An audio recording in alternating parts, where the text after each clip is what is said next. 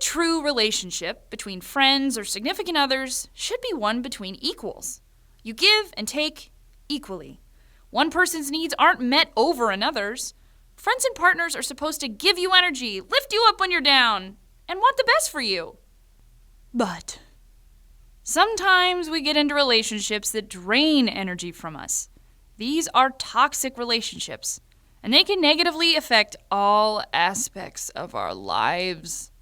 On this week's WellCast, we're going to show you how you can tell if you're even in a toxic relationship, and then we're going to help you extricate yourself from that unhealthy situation pronto. Selfie 1. Diagnose the relationship. How do you know if a friend or partner is bringing you down? Well, in much the same way that you know that you're coming down with a cold. Toxic relationships come with symptoms. When you're around this person, how do you feel? Here are a few other questions you should ask yourself if you're thinking you might be in a toxic situation. Does my friend put me down all the time? Are they jealous when I spend time with others? Do they constantly bring up parts of me that they want to change? Do they take more than they give? Am I only doing the things that they want to do? Selfie 2. Recognize your role in the relationship.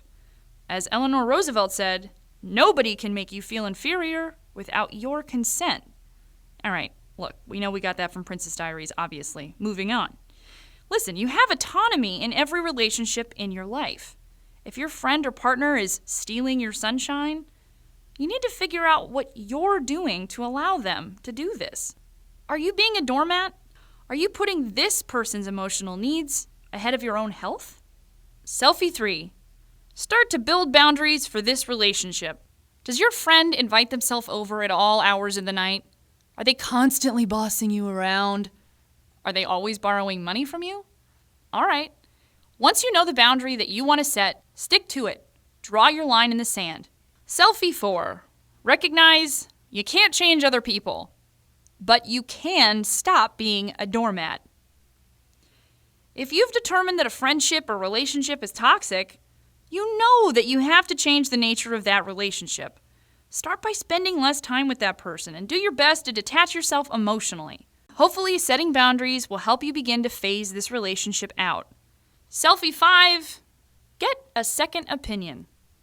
Especially if you're emotionally vulnerable, the best thing you can do is surround yourself with people who love you and who want you to be happy and healthy.